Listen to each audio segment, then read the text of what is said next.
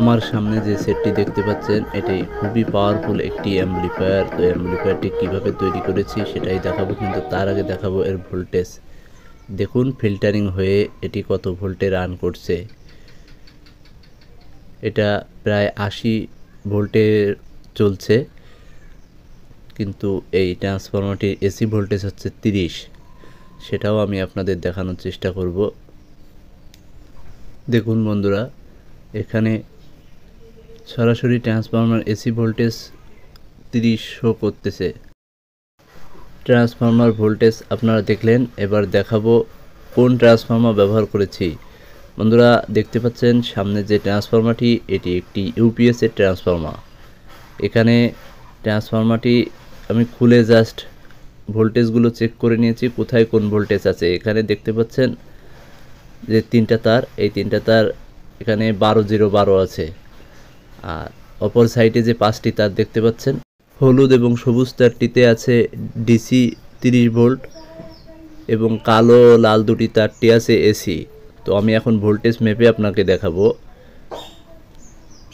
দেখতে পাচ্ছেন এখানে 12-0-12 আছে, অর্থাৎ টোটাল 24 ভোল্ট আছে। এখানে আছে 30 ভোল্ট। তো আমরা 30 ভোল্টটাকে ব্যবহার করব। কিভাবে 2 ফেজ থেকে 3 ফেজ হয় এবং যে সার্কিটটি আমরা ব্যবহার করব সেটা এখন দেখাবো। দেখুন এখানে দেখতে পাচ্ছেন যে সার্কিটটি, এই সার্কিটটি আমি বাজার থেকে কিনেছি এবং পুরো সেটআপটি আমি নিজেই করেছি। পিছনে হিটসিনের পিছনে আমি একটি কুলিং ফ্যান লাগিয়ে দিয়েছি এবং হিটসিনটা বড় দিয়েছি। এখানে যে ট্রানজিস্টর দুইটা ব্যবহার করছি, এটা টিটিসি সিরিজের খুবই হাই কোয়ালিটির দুইটি ট্রানজিস্টর।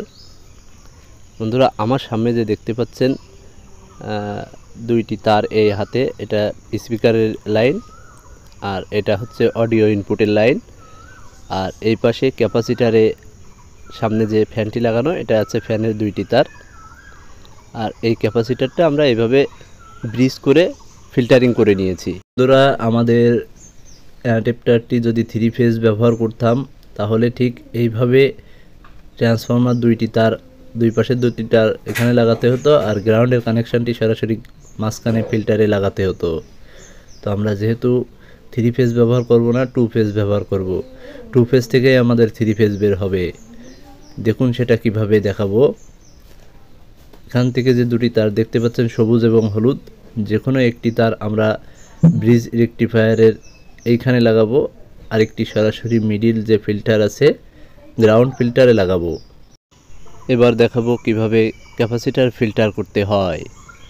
দেখতে পাচ্ছেন আমার হাতে যে দুইটি ক্যাপাসিটার, এটা 4700 মাইক্রোফ্যারাড 50 ভোল্টের দুইটি ক্যাপাসিটার। এই সাইডটা নেগেটিভ সাদা দাগ দেওয়া, অপর সাইডটা পজিটিভ। তো ক্যাপাসিটারের একটি পজিটিভ সাইড ও একটি নেগেটিভ সাইড মাঝখান দিয়ে যোগ হবে, একসাথে যুক্ত হবে। দেখতে পাচ্ছেন এইটা আর এইটা একসাথে যুক্ত হবে, পরেরটা প্লাস এবং তারপরেরটা মাইনাস হয়ে যাবে। মাঝখান থেকে যেটা বেরোবে ওইটা গ্রাউন্ড কানেকশান। ঠিক এটা গ্রাউন্ড কানেকশান, এটা পজিটিভ এবং অপর সাইডটা নেগেটিভ। চলুন তাহলে সরাসরি আমরা এতে ট্রান্সফরমার সংযোগ করি। দেখতে পাচ্ছেন আমরা ট্রান্সফরমার কিভাবে সংযোগ করলাম, আপনারা ঠিক একইভাবে সংযোগ করবেন, তাহলে 2 ফেজ থেকে আপনারা 3 ফেজ পেয়ে যাবেন। বন্ধুরা এবার আমি এই সেটটি টেস্ট করব যে কোনো প্রকার নয়েজ বা হামিং আছে কিনা। বন্ধুরা আমাদের বোর্ডটিতে কোনো প্রকার নয়েজ ও হামিং নেই। আমরা এবার অ্যাডাপ্টারটি খুলে নিচ্ছি। এর অ্যাডাপ্টার এবার সার্কিটে যে ক্যাসিংটা আছে ওই ক্যাসিংয়ের ভিতরে বসাবো। চলুন তাহলে দেখে নিই কীভাবে এর ভিতরে ফিটিং করি। বন্ধুরা দেখতে পাচ্ছেন আমাদের ট্রান্সফরমারটি আমরা ক্যাসিংয়ের ভিতর সেট আপ করে নিয়েছি এবং ফিল্টারিং ক্যাপাসিটারটি এইভাবে সংযোগ করে এখানে রেখেছি। এখানে 3 ফেজ আছে আর এইখানে আমরা 12-0-12 নিয়েছি। এবার এরতে থাকা যে মেন সার্কিটটি আমরা ব্যবহার করব অডিও সার্কিট, সেটা আমরা এর ভিতরে সেট আপ করে নিব। আগে থেকে লাগিয়ে নিয়েছি একটি এসি কট ও বাদবাকি কম্পোনেন্টস। তো এবার দেখুন আমরা এই যে সার্কিটটি দেখতে পাচ্ছেন, এই সার্কিটটি আমরা এর ভিতরে পজিশন করে বসিয়ে নিয়ে সেট আপ করে নিব। বন্ধুরা এভাবে সেটআপ করে তল দিয়ে আমরা নাট স্ক্রু দিয়ে আটকে দেব। সকল কানেকশন করে দেখাচ্ছি। দেখুন বন্ধুরা আমরা এইভাবে পুরো কানেকশনটি করে নিয়েছি। এবার দেখুন এর সাউন্ড টেস্ট।